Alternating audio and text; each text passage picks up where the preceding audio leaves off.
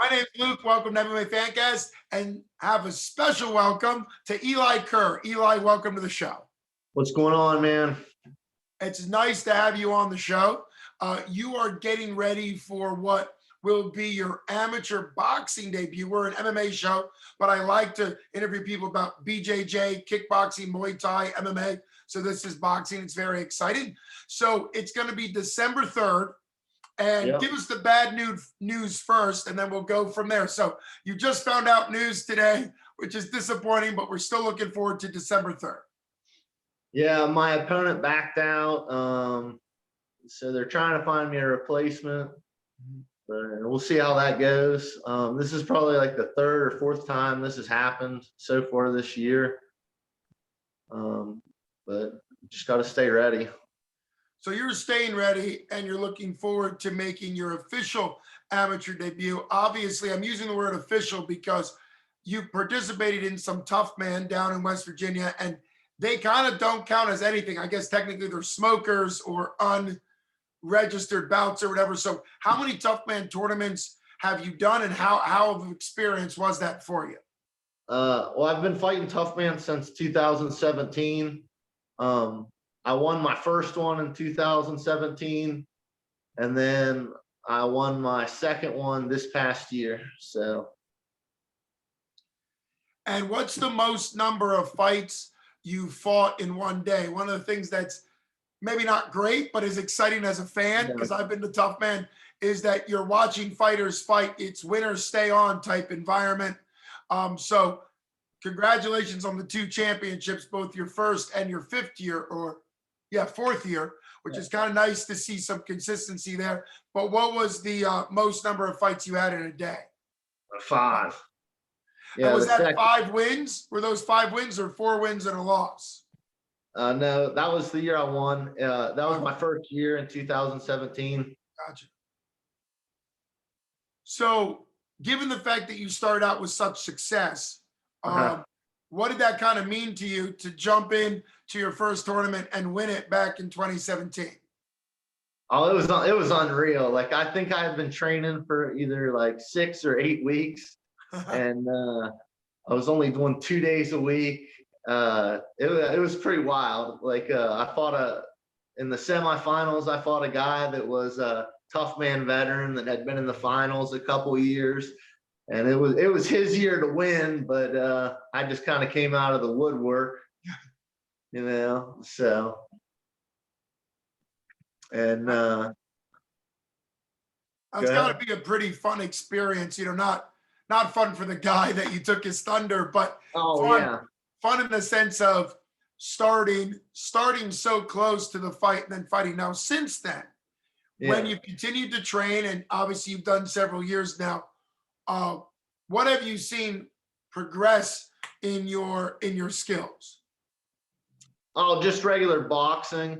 I think that my first year that I won, it was more of I just had a lot of the physical tools, just as far as height and size. And I like to think that I'm a pretty strong guy and pretty fast for my size. So I just had all that stuff. And then as it's went, especially this last year, is when I really saw that my boxing has come a long way since brawling in my first Toughman. Well, I'm glad you see that in yourself. If anybody out there has been to a Toughman, you just see a ton of brawling, but then you see a couple of the technical aspects, and then you kind of see how that plays in, how boxing, when you improve your technique, it can really point out the weaknesses in a brawling style. So that's kind of cool. Where do you train, and who are your main coaches? Team Outlaw in Fairmont, West Virginia. Okay. And Mike Drescher and Jason Bearden are my coaches. Oh, great. That is very. And when did you start training with them, since you now have been doing it since 2017?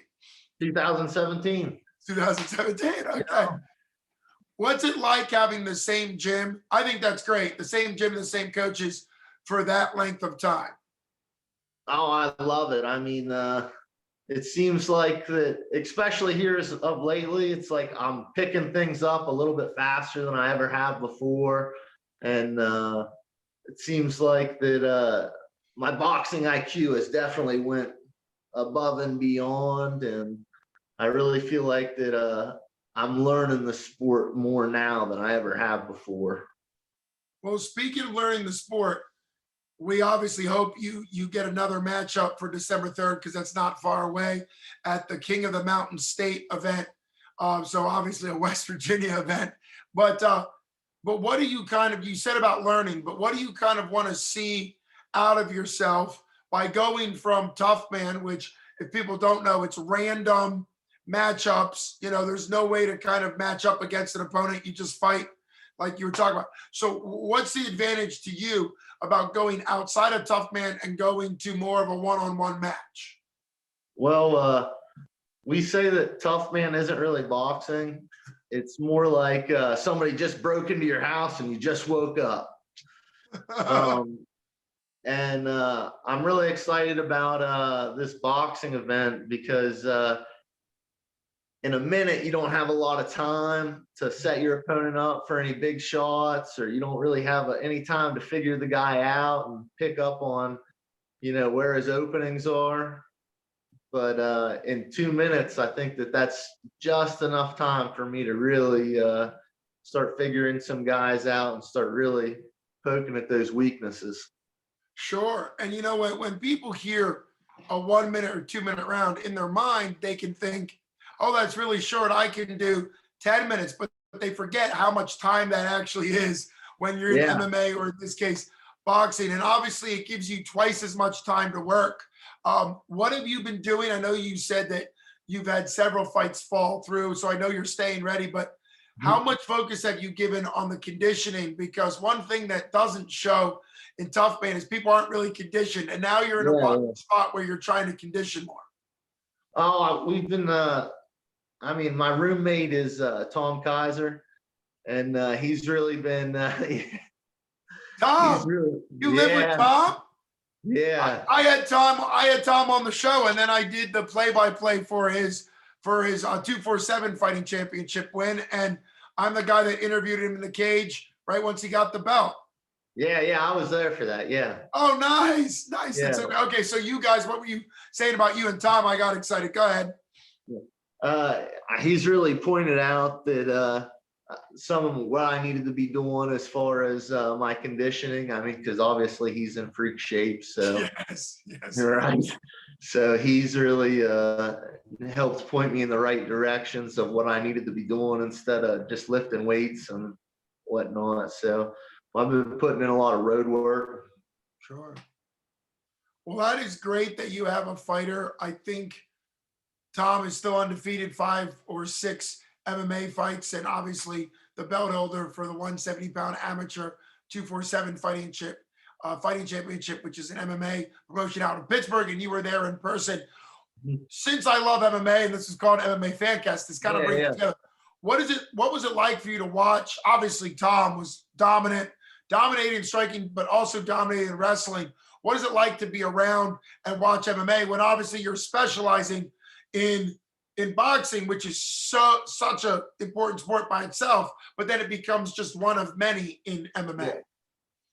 Well, being around him, I wrestled in high school and I thought that I was a pretty good wrestler and stuff until I started messing around with Tom and trying to grab a hold of him and figured out that there's definitely some different levels to it. It's not just, like a good high school kid or, and he's definitely on another level as far as that goes. But after this, I'm hoping to eventually take some MMA fights for sure, because our gym is mainly an MMA gym. Okay. So. Well, and I think that's a great thing. A lot of it comes down to what your gym can prepare you to do. So when people talk about MMA or jiu-jitsu or boxing or whatever it is, they have to be in a gym that's good at preparing that, because otherwise you're not really getting the tools you need. And clearly your gym is more of an MMA gym. Still great to have confidence boxing, obviously with all of your Toughman and wanting to box, because I'm sure you're aware in the heavyweight division in MMA, hands get thrown a lot. Like in the lighter weights, you see a lot more of sort of a variety up, down, but in heavyweights, at some point, most of the time they just stand there, kind of like your Toughman days, and say, let's do this. So have you Hanging kind of out, seen right? some of those? Yeah, I've seen some of those. I don't know if those guys are ready for this though. I mean, Oh, because I hit hard and I hit hard, well, I and like that. with those little gloves and stuff. But eventually, that's the direction we're headed in. Well, So we'll have to get you back on to do your MMA, transition into MMA. There was actually a really nice heavyweight fight on that same card you're talking about. I don't know if you were in the back with Tom warming up and missed it, but it was Cody Gamble, incredible Cody Campbell, and big man Dan. yeah, I Albright. understand. I mean, I know Dan Albright. Yeah, he Yeah, Dan's wrestled great. around. Yeah, he wrestled around the same time that I did, and Gotcha.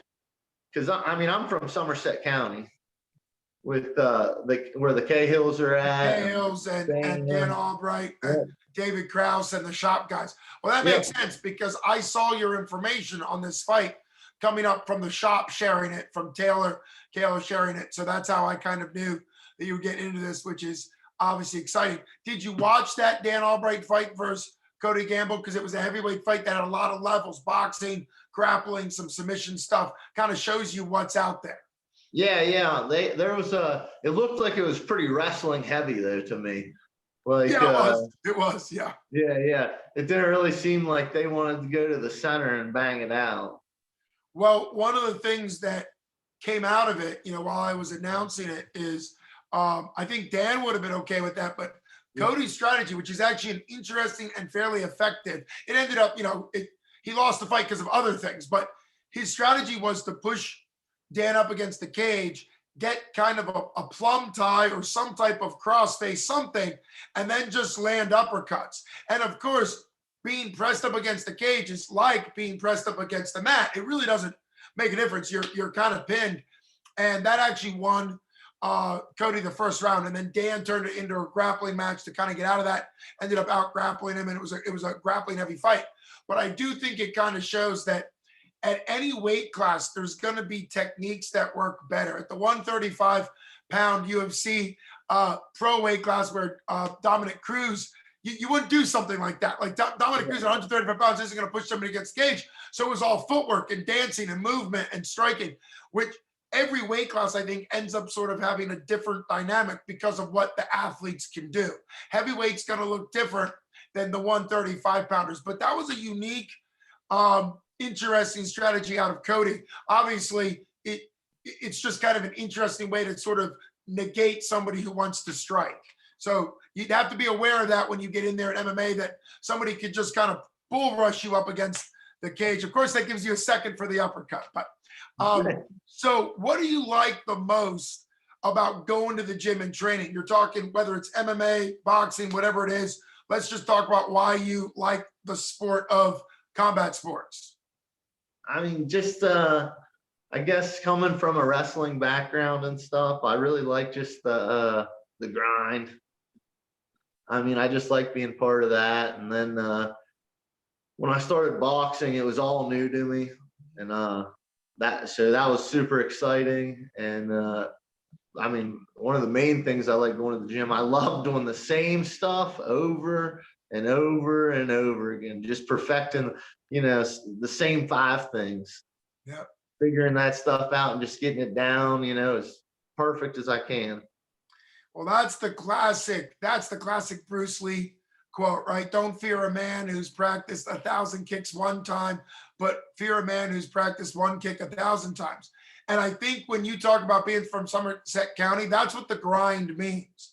Yeah, it's fun to practice a bunch of random weird stuff. And yeah, it can occasionally work, but it's the consistency of doing the same 5 things so well that when you're tired, running out of gas, maybe rocked. We've seen that way back. It was a Pittsburgh fight years and years ago between 2 heavyweights, Czech Congo and Pat Barry. Pat Barry had Czech Congo pretty much completely out on his feet, rushed in unprotected, and he knows better. He was a very good championship kickboxer at the pro level before he was MMA. but got knocked out by a guy who was almost unconscious, but was just throwing by habit. You know, having done it so many times, he was throwing by habit, almost robotically, caught Pat Barry. And it kind of showed how the one reason why you train over and over again is so that when things aren't going well, you still have your weapons, which it's kind of exciting. Well, I appreciate you, Eli, coming on the show. Hopefully you get that match December 3rd. We want to kind of follow you and your roommate, Tom Moore. And so I wish you the best. And at some point, we'll have you back on for MMA. Thanks for taking time out of your day. All right. Hey, thank you. Have a good one. Good interviewing you. Take it easy. You too. All right.